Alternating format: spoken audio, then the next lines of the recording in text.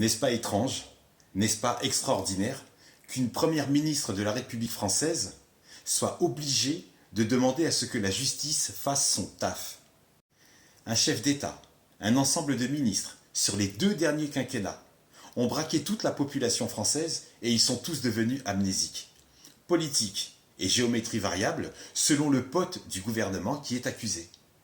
Pour l'affaire Naël, Elisabeth Borne mettait en question le policier au regard de la vidéo postée sur les réseaux sociaux. Elle contestait le policier sans aucune lecture ni aucune obtention de tous les éléments. Et là, elle oublie que la justice doit juger, trancher, après examen de l'enquête. Mais pour le policier incarcéré à Marseille, elle ne se mouille plus. Elle dit juste « Bon, la justice doit faire son travail sereinement ».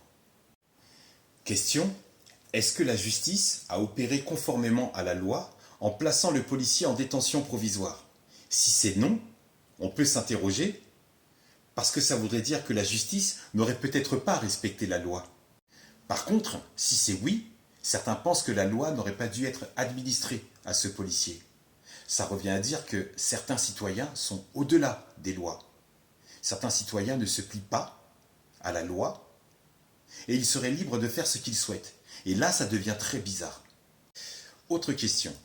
Est-ce que les dirigeants fournissent les moyens nécessaires aux policiers pour remplir correctement leur mission? Est-ce que les dirigeants donnent les moyens adéquats pour que les policiers puissent remplir du mieux possible leurs fonctions? Tout comme assurer la sécurité des personnes et des biens, mais de manière honnête, humaine, digne et respectable. On peut se poser la question. Après, d'un point de vue justice, on a vu des trucs bien chelous. Tu as l'avocat qui a étudié le droit. De l'autre côté, tu as l'avocat qui se tape la fille du juge et qui tape un golf avec lui tous les dimanches. Que la paix soit avec toi.